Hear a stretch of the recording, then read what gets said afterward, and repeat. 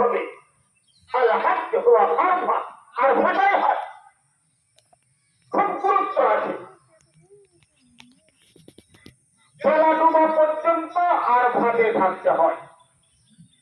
তারপরে ওখান থেকে বেলা ডুবে গেলে রওনা হতে হয় আবার মুজদালিফা।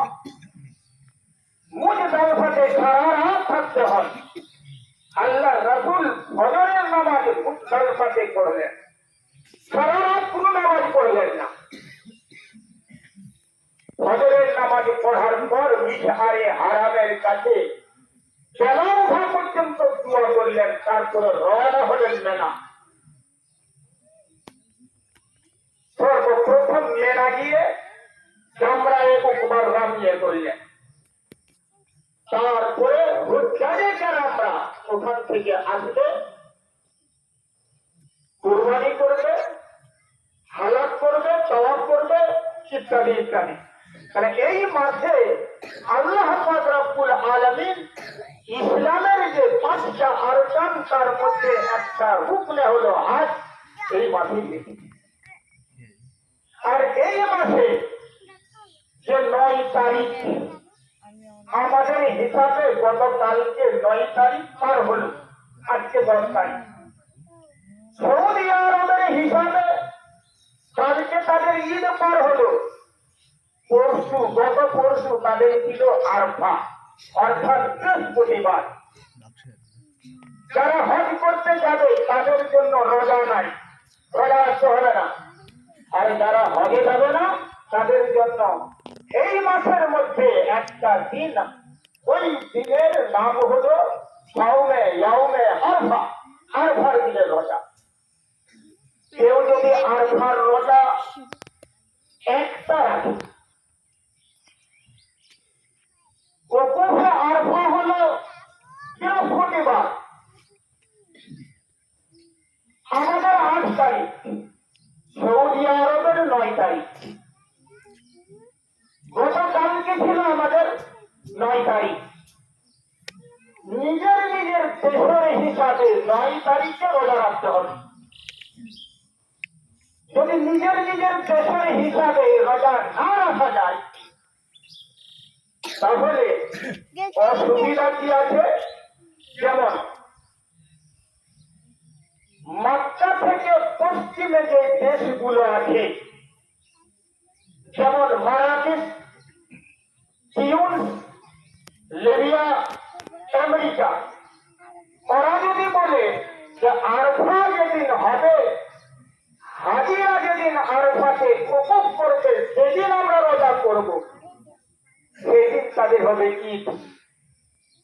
সৌদি আরব থেকে একদিন আগে তাদের ঈদ হয়, যেমন সৌদি আরবের একদিন পরে আমাদের ঈদ হয়। তাহলে নিজের নিজের দেশের হিসাবে আরফার রোজাটা রাখতে হবে।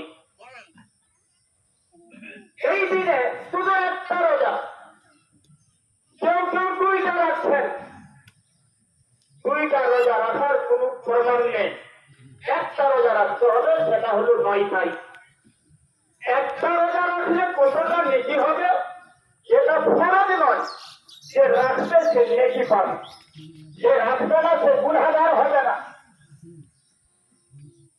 তো যদি কেউ একদিন 9 তারিখে আরফার রোজা রাখে তাহলে কত নেকি?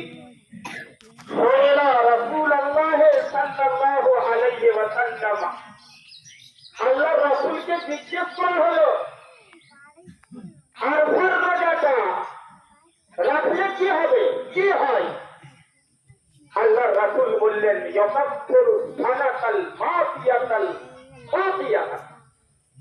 1 বছর গত এবং সামনে যে 1 বছর আছে, এই গুনাহগুলোকে আল্লাহ এই রোজার কথাগুলোকে মাফ করে দেয়। তাহলে এতটা ফজিলত আছে। তারপরে আজকে হলো ইয়াউমুন নাহার। আজকে আমরা এখানে এসেছি ঈদের নামাজ আদায় করতে। নামাজ মানে হলো আল্লাহর ইবাদত বন্দেগী করার উদ্দেশ্যে এসেছি।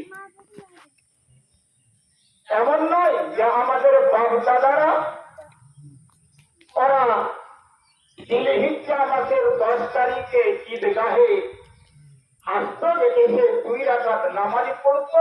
অতএব আমরাও আজকে ওই প্রথাগুলো, এমন কথা নয়, এটা হলো সুন্নতে মুত্তাবা, তাকিদে সুন্নাত। এটা ঈদের নামাজ শুধু আমরা নয়, গোটা বিশ্বে নিজের নিজের হিসাবে জিলহিজ্জার 10 তারিখে সবাই আদায় করে, কিয়ামত পর্যন্ত আদায় হতে থাকবে। এরপরে আমাদেরকে বাড়ি গিয়ে কুরবানি করতে হবে। কুরবানিটা একটা ইবাদত, কুরবানি একটা ইবাদত। ইবাদত মনে করি যদি আমরা কুরবানি, তাহলে আমাদের নেকি হবে, আর না হয় আমরা গুনাহগার হয়ে যাব।